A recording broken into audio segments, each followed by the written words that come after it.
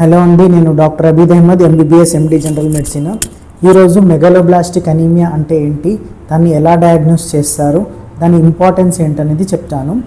Megaloblastic anaemia అనేది మనకి folic acid deficiency వల్ల కానీ B12 డెఫిషియన్సీ వల్ల కానీ వస్తుంది. ఈ B12 అనేది మనకి ప్యూర్గా నాన్ వెజిటేరియన్ డైట్స్లో మాత్రమే ఉంటుంది. ఎవరైతే ప్యూర్ వెజిటేరియన్ డైట్ తీసుకుంటారో వాళ్ళలో B12 డెఫిషియన్సీ వచ్చే అవకాశం అనేది ఎక్కువగా ఉంటుంది. ఫోలిక్ యాసిడ్ వచ్చేసి లివర్లో కానీ స్పినాచ్లో వీటిలలో ఎక్కువగా ఉంటుంది. అది కూడా మనం కుక్ చేసినప్పుడు ఈ ఫోలిక్ యాసిడ్ అనేది డిస్ట్రాయ్ అయిపోయి మనకి బాడీకి యూటిలైజ్ అవ్వకుండా ఉంటుంది.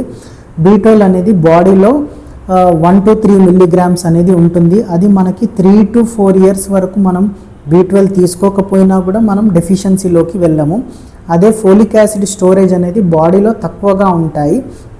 సో ర్యాపిడ్గా మనం ఫోలిక్ యాసిడ్ తీసుకున్నప్పుడు డెఫిషియన్సీ స్టేట్లోకి వెళ్ళి మనం అనీమియాలో ల్యాండప్ అయ్యే అవకాశం ఉంటుంది.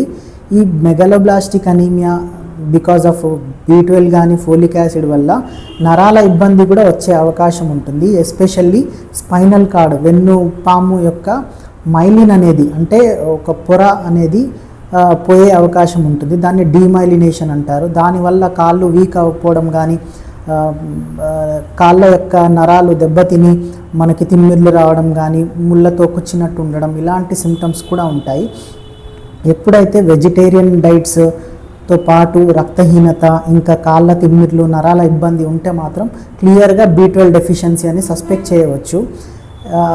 ఇంకా B12 డెఫిషియన్సీలో మనకి కొన్నిసార్లు అన్ని రకాల రక్త కణాలు తగ్గే అవకాశం ఉంటుంది. అంటే తెల్ల రక్త కణాలు, ప్లేట్లెట్స్, ఎర్ర రక్త కణాలు 3 కూడా తగ్గిపోయి పాన్సైటోపీనియా అంటారు. అంటే 3 రక్త కణాలు తగ్గడాన్ని మనం పాన్సైటోపీనియా అంటారు.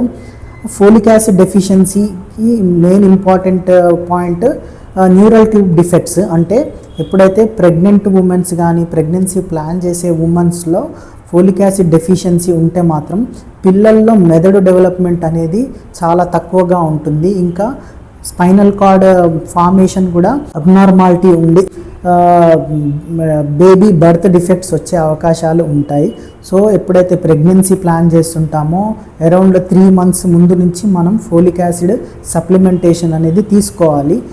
ఇంకోటి, ఎప్పుడైతే B12 కానీ ఫోలిక్ యాసిడ్ డెఫిషియన్సీ సస్పెక్ట్ చేస్తున్నప్పుడు మనం IV ఫార్ములేషన్లో కానీ లేదా IM ఆర్ ఓరల్ ట్యాబ్లెట్స్లో కూడా మనం సప్లిమెంట్ చేసి అనీమియాని కరెక్షన్ చేసుకోవచ్చు. Thank you.